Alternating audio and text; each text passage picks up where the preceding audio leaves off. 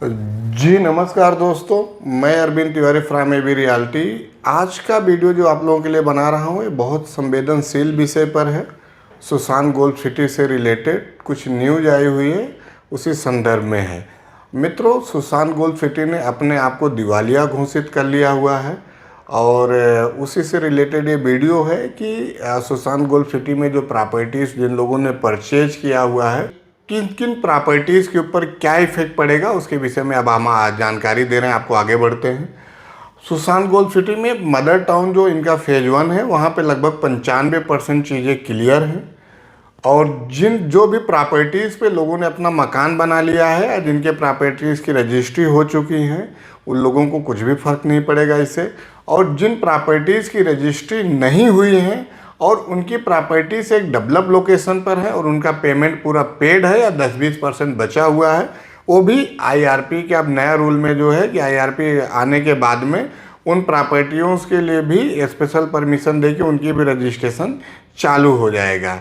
इस जो है दिवालियापन से जो सबसे बड़ा नुकसान होगा वो ये होगा कि जो अंचल का फेज 2 था, जैसे मदर टाउन इनका लगभग 3,3200 एकड़ का है, तो फेज 2 भी जो था लगभग 3,000 एकड़ के आसपास का दायरा था। जो मैक्सिमम प्लॉट्स बायर हैं या मैक्सिमम जो है बिला बायर हैं वो फेज 2 के ही हैं, जो इससे दिवालियापन से इफेक्टेड होंगे, क्योंकि उसमें से भी बहुत सारे लोग अपने पैसे को फेज 1 में एडजस्टमेंट करा लिए थे। बट कुछ लोग ये इंतज़ार कर रहे थे, उनको ये लग रहा था कि आज नहीं कल सुशांत वहाँ की चीज़ें डेवलप करेगा और उनको जो है उनका जो सपनों का प्लॉट या मकान ज़रूर मिलेगा।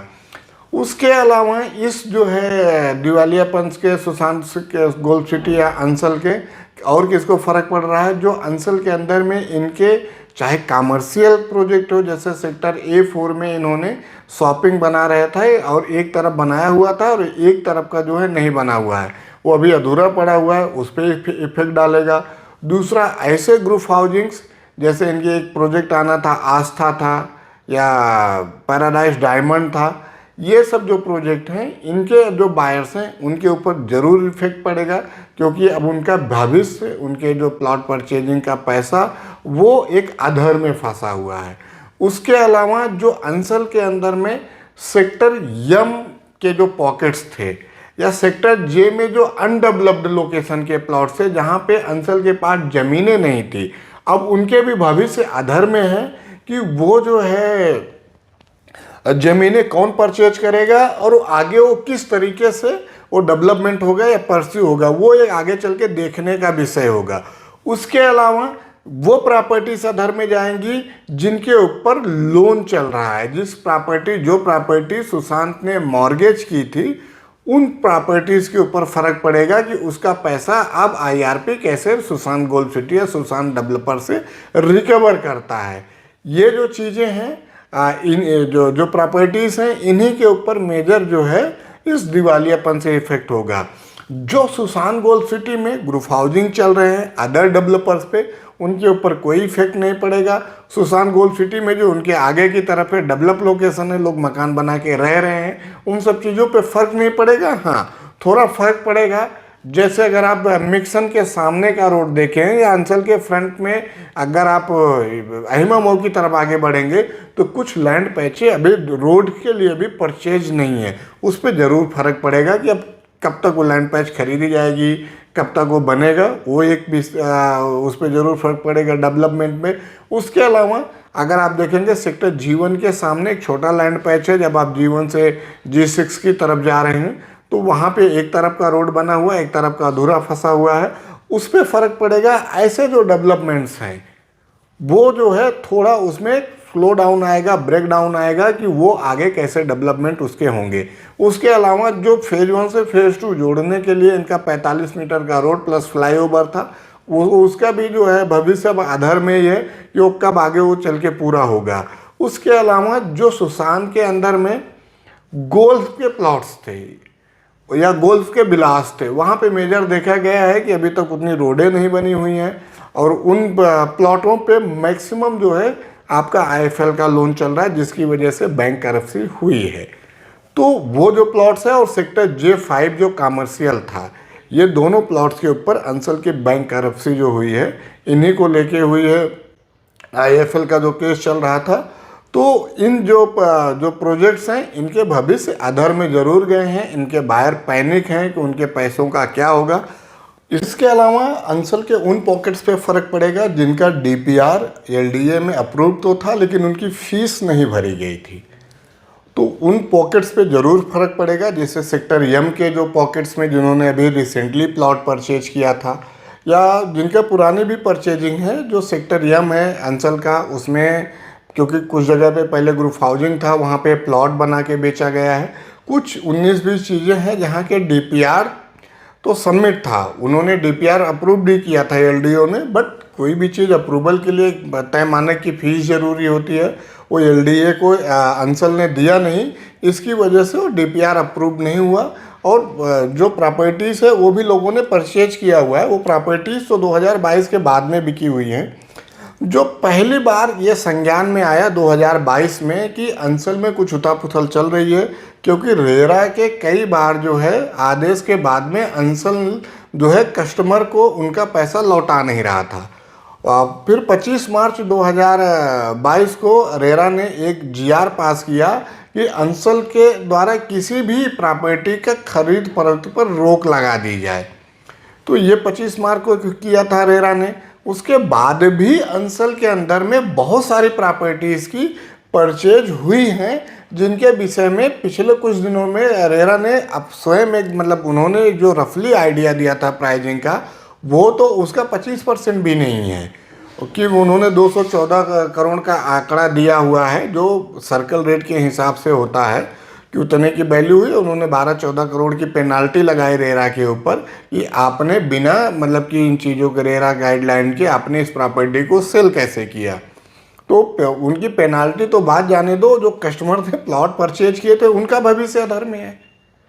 तो वो कस्टमर पैनिक हैं, और उनका जो प्लॉट के पैसे हैं जो उन्होंने इन्वेस्टमेंट किया है, आज के समय में ज़रूर वो जो है भविष्य के गर्द में है कि उनके साथ में क्या होगा। उसके अलावा जो है आईआरपी का जो केस है, ऐसा नहीं कि 25 फरवरी को जिस दिन एनसीएलटी हुई उस दिन जो है भी आपका आईआरपी में केस गया था।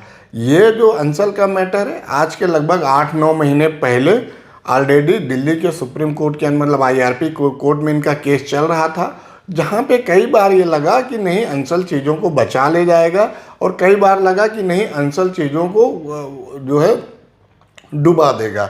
इस विषय में बार बार मीटिंग्स भी होती रही लोगों के, जो अंसल के रियल्टर्स हैं उनकी कंपनी के साथ में, और लोगों ने अपना पक्ष रखा। यहाँ तक कि एक समय ऐसा आया जब अंसल ने बोला कि हमारे पास पैसे नहीं हैं आईएफएल को लौटाने के लिए, बट हमारे पास ये ज़मीन है, ये बिक जाए तो हम जो है उनके पैसे लौटा दें।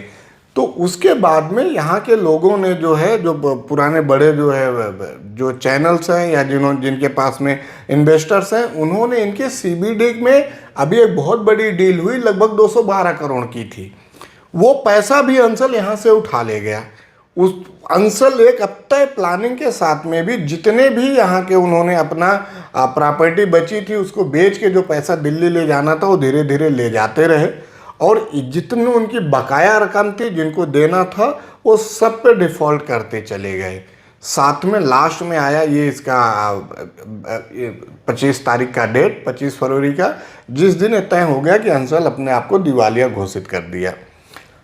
अब यही है कि इसके बाद में जो क्या होगा उसके लिए हम भी अभी नज़र बनाए रखे हैं कि आगे आने वाले समय में अंसल के प्रॉपर्टीज़ का क्या होगा। बट लेकिन जो मदर टाउन के अंदर में चाहे अपार्टमेंट के आने वाले प्रोजेक्ट हों, उनमें कुछ नहीं फ़र्क पड़ रहा है। जो मदर टाउन के अंदर में प्लॉट्स हैं जो रजिस्टर्ड हैं, उनमें कुछ नहीं फ़र्क पड़ेगा, वो अपना रीसेल वैसे ही होते रहेंगे जैसे पहले हो रहे थे। और कुछ फ़र्क पड़ेगा जो अब इसके पहले मैंने प्रॉपर्टीज़ बताया है उनके लिए। आप लोगों से ज़रूर निवेदन है कि जो लोगों का प्लॉट अंसल में है और वो जिनका पोजीशन उनको नहीं मिला हुआ है, कहीं ना कहीं फंसा हुआ है, वो 3 मार्च को ज़रूर अंसल के अंदर में आए। यहाँ पे कुछ पॉलिटिशियन के साथ में भी मीटिंग होने वाली है, वो सब करके आगे किस तरीके से इसको आगे लोग परस्यू कर सकते हैं। लोगों की एक एसोसिएशन भी बन रही है जो होम बायर्स हैं या जो है आपके इन्वेस्टर्स हैं, कि हमारे सभी लोगों का, और वो लोग ये भी बन रहा है कि अगर एक मॉब होगी आपके साथ में, इफेक्टेड बायर साथ में खड़े होंगे एक, तो ज़रूर भी इसके विषय में प्रशासन को भी सुनना पड़ेगा, क्योंकि एक छोटा लॉबी नहीं है।